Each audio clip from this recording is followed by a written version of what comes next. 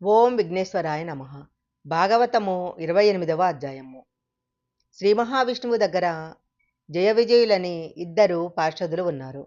వైకుంఠములో వారిద్దరూ ద్వారం దగ్గర నిలబడతారు. వైకుంఠానికి 7 ద్వారాలుంటాయి. 7వ ద్వారం దాటి లోపలికి వెళితే స్వామి దర్శనం అవుతుంది. జయ విజయులు 7వ ద్వారానికి అటూ ఇటూ నిలబడి ఉన్నారు.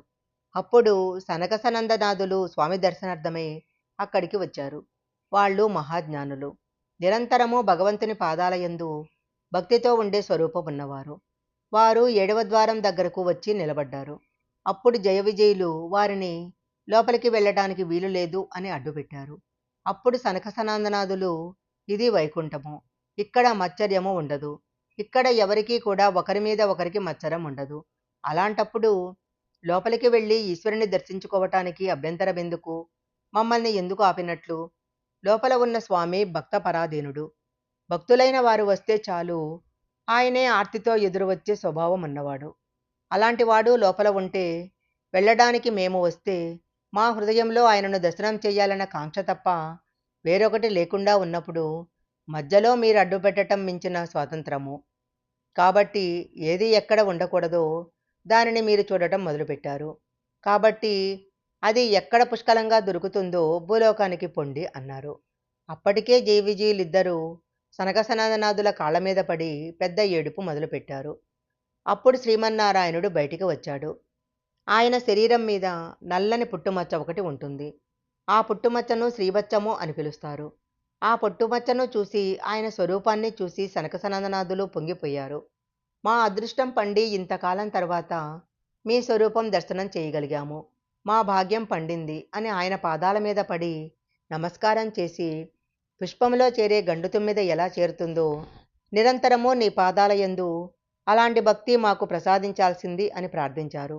అప్పుడు శ్రీమన్నారాయణుడు, మీ స్తోత్రానికి నేను చాలా సంతోషించాను, కానీ ఇక్కడ ఏదో అల్లరి జరిగినట్టు నాకు అనిపించింది, ఏమైంది అని అడిగాడు.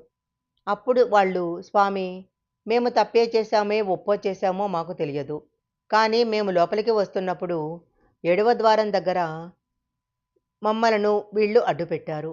మచ్చరాలు ఉండటానికి అవకాశం లేని వైకుంఠమునందు నీ దర్శనానికి మమ్మల్ని పంపలేదు కాబట్టి, వారు మా యందు విముఖులై ఉన్నారు కాబట్టి వారిని భూలోకమందు జన్మించమని శపించాము.